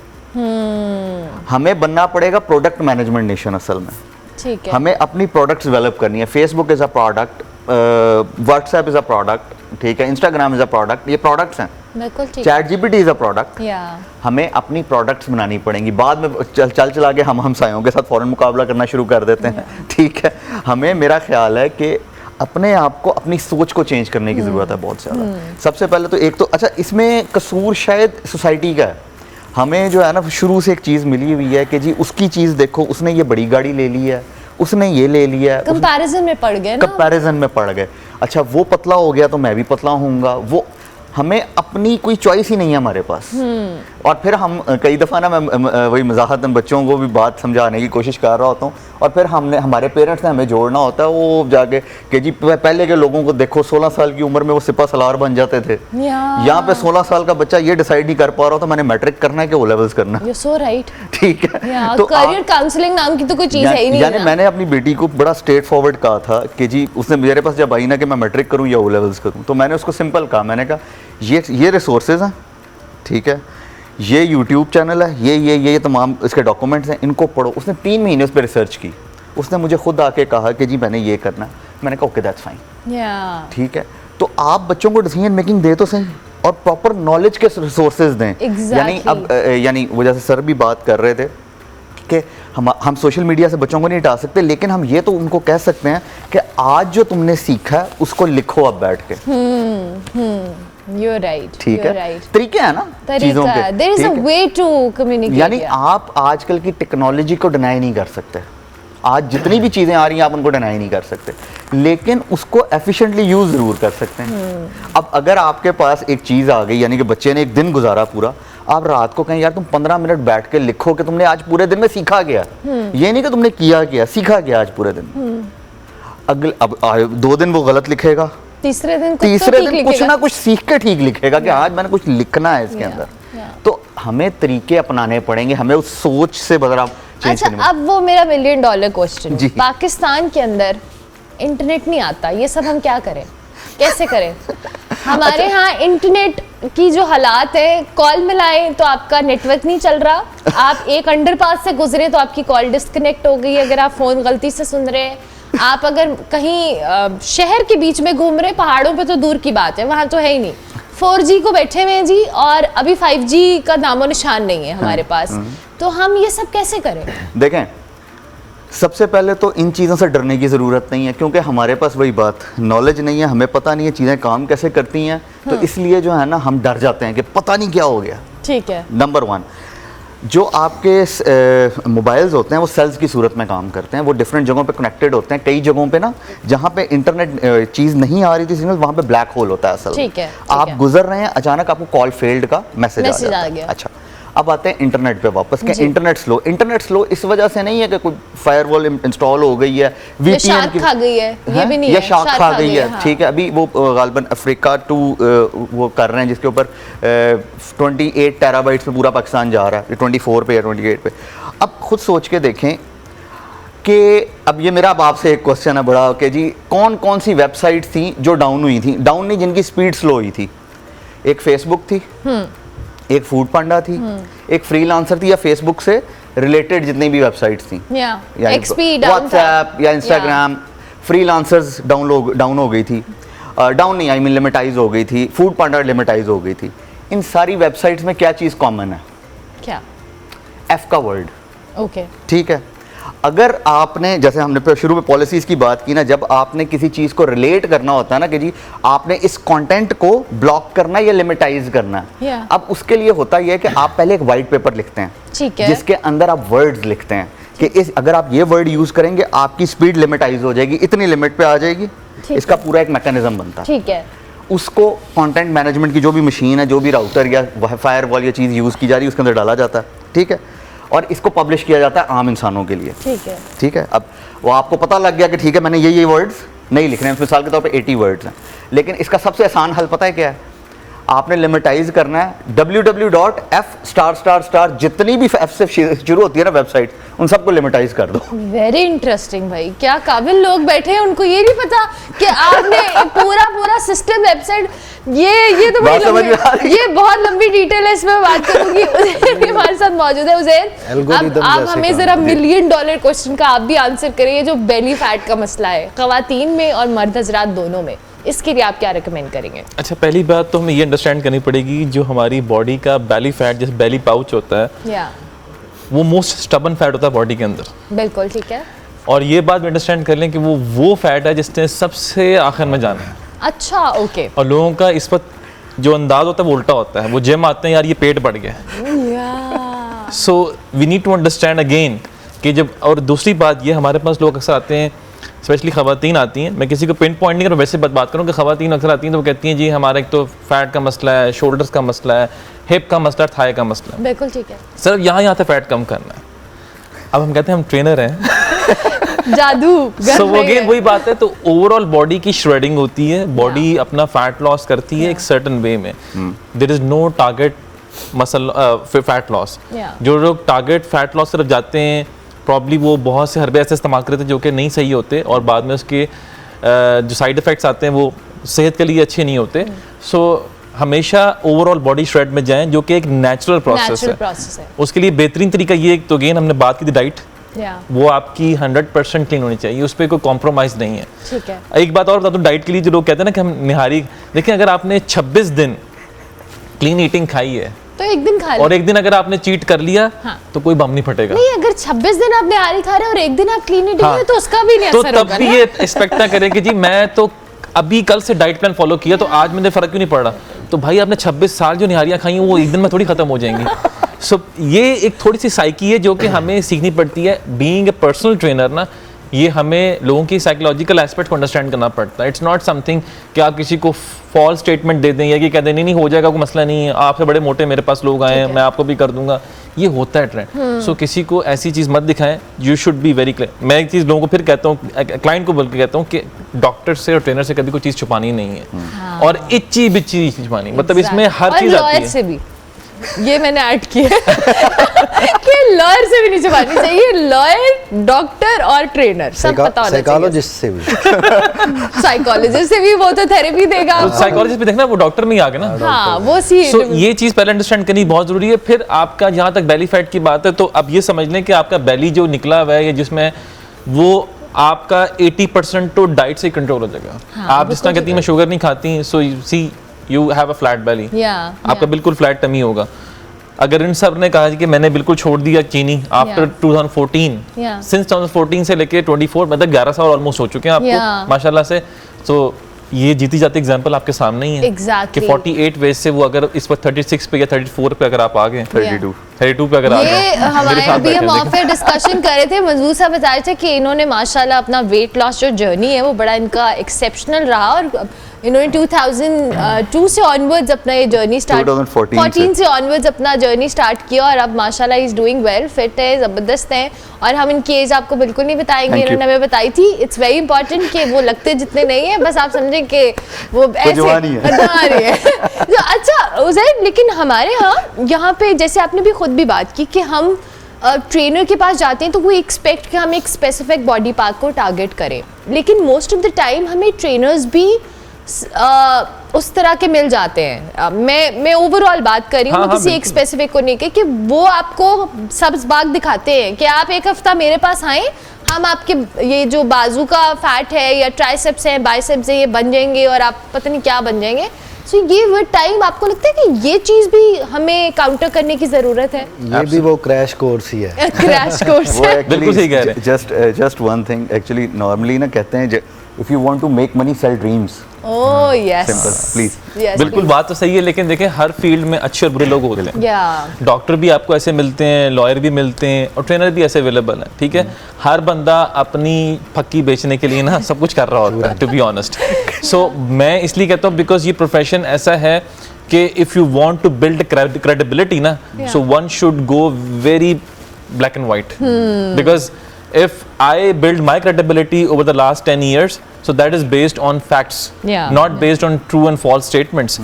So मेरा ये ख्याल है कि जो लोग सिलेक्शन ऑफ ट्रेनर्स करते हैं उनको भी चाहिए कि पहले उसका अगला पिछला चेक कर लें। इस तरह नहीं चेक करते कि क्या करता है, ये पहले कहाँ से पढ़कर आया था, क्या था, सारा था, you know all the step. So ये बहुत ज़रूरी है कि जिस बंदे को एज ए मेंटोर आप सेलेक्ट करना जा रहे हैं कि यार इसने मेरा लाइफस्टाइल चेक करना है, he has to monitor my diet, he has to check on my workouts, और मुझसे हर तरह के वो सवाल करेगा।